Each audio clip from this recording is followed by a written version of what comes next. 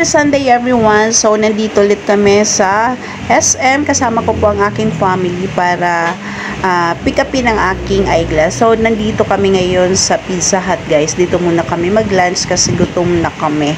Kasi nga, pasado alas 12 na kami nakaalis sa bahay. Silent vlog lang ito guys kasi may pa-music si Pizza Hut pati si SM. So, share ko lang sa inyo kung ano yung kaganapan namin dito sa loob ng SM.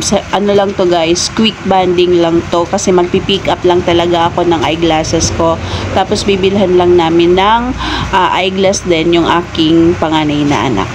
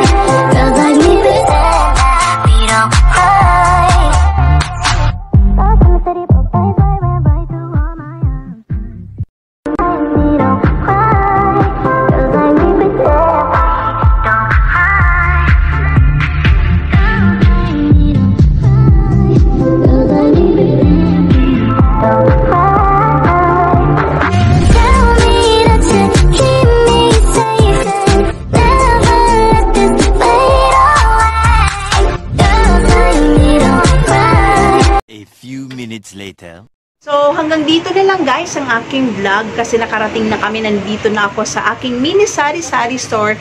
Dapat mamimili ako guys, kaya lang alanganin na sa oras. Kailangan makauwi na ako agad dito sa aking tindahan, makapagbukas ulit ako ng aking sari-sari store kasi nga sayang yung benta. 2 hours lang talaga kaming nag-ikot-ikot sa mall. Doon kasi kami nag-lunch na. Tapos kinuha ko itong aking pinagawang salamin. So last week ko pa ito napagawa guys. Tapos ngayon yung schedule ng pick up. Kaya kinuha ko lang ito. Kasi nga yung ginagamit ko guys na eyeglasses ko ay natanggal yung nose pad. So yan guys. So ito. So, ito guys, kapapagawa ko lang nito guys last December. So, nangihinayang talaga ako dito sa eyeglasses kong ito guys. Kasi nga, magkano rin ang ginastos ko dito. Nasa 7,300 plus yung binayaran ko dito. So, nakapromo pa itong aking frame dito. Ang mahal ay yung ano ng mata ko guys, yung issue ng aking mata, yung problema ng aking mata.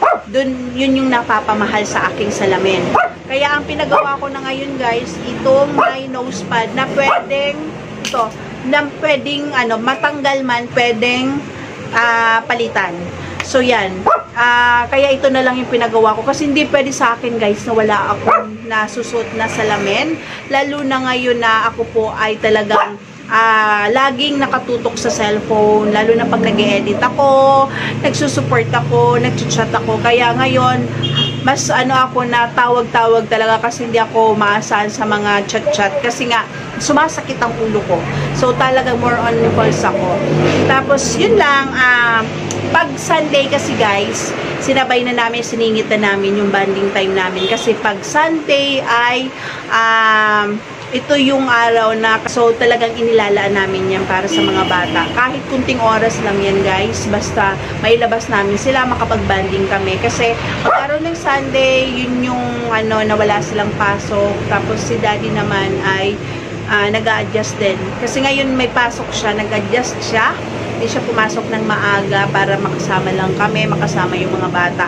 Kasi kahit gaano tayo ka-busy guys, huwag nating kalilimutan na maglaan. So maglaan talaga tayo ng oras para sa ating family. More power, God bless us always. And shout out nga pala sa mga silent viewers ko, sa mga nakakapanood ng aking mga videos. So shout out, thank you sa mga hindi nag-i-skip ng ads. And sa aking mga members, so thank you sa solid na suporta na ibinibigay nyo sa aking channel. YTI Family Group, Team Nesnoy, Team Dreamers, Team Mangyans, and Team Dabarkads, Team Chorizo, sino pa, Team Eagle. So, thank you sa inyo guys. And syempre, sa mga nagla-live stream, so thank you sa inyo. Dahil sa inyo, napupromote namin ang aming premiere, ang aming mga channel. So, thank you talaga. Sa pag-LS nyo ay halaking tulong para sa aming channel. So, shout out, more power, God bless us always. Happy blessed Sunday and happy selling sa aking mga kapwa kasari dyan. I love you all.